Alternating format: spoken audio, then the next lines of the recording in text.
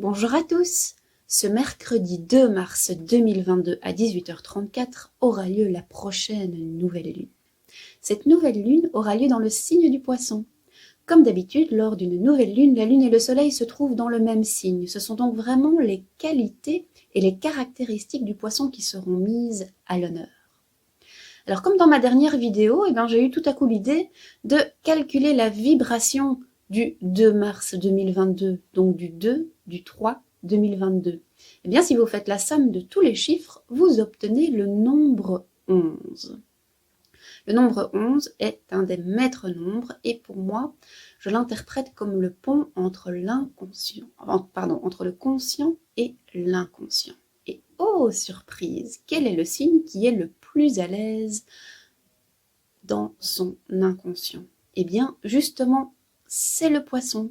Le Poisson est gouverné par Neptune. Neptune aussi, c'est la planète qui vous donne le plus de dons psychiques, comme, vous savez, tous ces noms qui commencent par clair, la clairaudience, la clairvoyance, la clairsentience, la clairconnaissance. Je ne sais pas si ce mot-là existe vraiment, mais j'imagine que c'est quand on a une intuition ou simplement on sait. On ne sait pas comment ça se fait qu'on sait, mais on sait.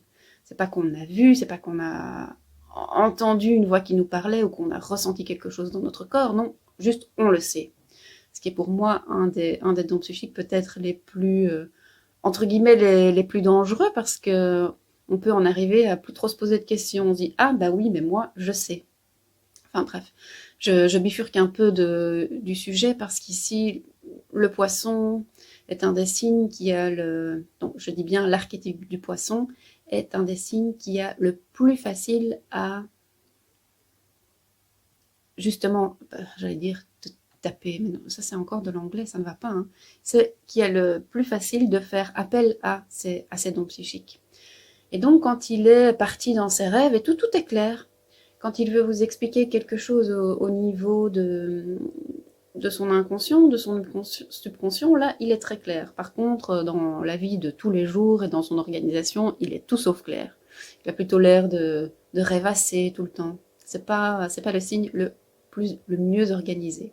Mais donc, si vous faites de l'eau de lune, sachant qu'en plus, cette eau de lune sera faite le jour de la nouvelle lune en Poisson et que cette journée et cette nuit vibreront avec la vibration du maître nombre 11, eh bien c'est une excellente eau de lune à consommer si vous voulez améliorer vos dons psychiques ou si vous voulez améliorer votre communication avec votre petite voix intérieure, avec votre intuition.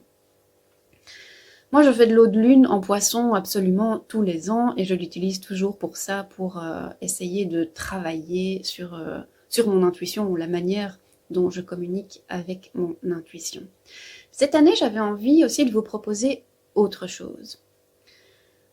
Bon, quand on fait de l'eau de lune, on va toujours regarder les caractéristiques positives du Poisson, pas les caractéristiques négatives. Sinon, vous allez boire votre eau de lune et puis vous allez devenir alcoolique, narcomane, parce que ça c'est une des caractéristiques du Poisson. Un Poisson pas très équilibré, il peut facilement devenir toxicomane en fait.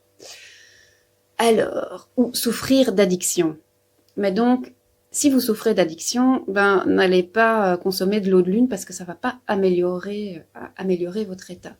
Par contre, une des caractéristiques positives du Poisson, c'est que le Poisson est le signe qui a, entre guillemets, transcendé son ego. C'est le signe qui est le plus capable d'empathie. Il comprend tout le monde, il pardonne tout le monde, il aime tout le monde, il est capable de se mettre à la place de tout le monde. Et moi, j'entends beaucoup de gens autour de moi me dire « Ah, j'ai envie de transcender mon ego, j'ai envie de transmuter mon ego, j'ai envie de tuer mon ego. » Bon, moi, ça met toujours un petit peu mal à l'aise parce que je n'aime pas cette idée que l'ego est une chose mauvaise qu'il faut tuer. Votre ego, il fait partie de vous. Et s'il existe, c'est qu'il a une raison d'exister qui est très bonne. Les gens qui considèrent leur ego comme un ennemi ou comme un sale gamin mal élevé, je dirais que Vous pourriez essayer de changer cette manière d'aborder votre ego et plutôt de l'aborder comme s'il était votre meilleur ami. Mais en attendant, l'idée de transcender son ego et d'arriver à toucher du doigt cette vérité que, en fait, la séparation n'existe pas et que nous sommes tous un, l'idée de toucher du doigt ou de ressentir la loi de l'unité, c'est pas un truc qui est mauvais non plus. C'est pas parce que je dis que tuer son ego, c'est con, que je ne crois pas en la loi de l'unité.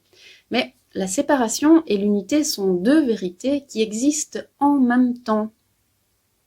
Elles paraissent antagonistes, c'est soit l'un ou soit l'autre, mais en fait non, c'est les deux en même temps. Là, il faut stretcher un peu son mental ou son cerveau pour se dire « Ah oui, deux choses contradictoires peuvent être vraies en même temps, ça dépend de la perspective que vous adoptez. » Alors, grâce à l'eau de lune en poisson, qui est le signe qui a réussi à transcender son ego, eh bien, si c'est un truc qui vous intéresse, si c'est un truc qui vous parle, ou je ne sais pas moi, vous êtes intéressé par le zen, vous êtes intéressé par le bouddhisme, vous avez envie de faire des méditations, vous avez envie de transcender votre ego, eh bien si c'est un truc qui vous parle, consommez un petit peu d'eau de lune avant de faire votre méditation spécifique sur la transcendance de l'ego parce que cela peut vous aider. Cela peut même vous aider beaucoup. Avec tout ça, je vous souhaite une excellente nouvelle lune en poisson et n'hésitez pas à partager dans les commentaires ci-dessous ce que vous avez décidé de faire justement avec cette eau de lune. Est-ce que c'est plutôt vous connecter à votre intuition qui vous intéresse ou vous dites « Ah, je vais essayer de transcender mon ego » ou encore autre chose, quelles sont vos idées? Voilà, je vous embrasse bien fort et je vous dis à tout bientôt.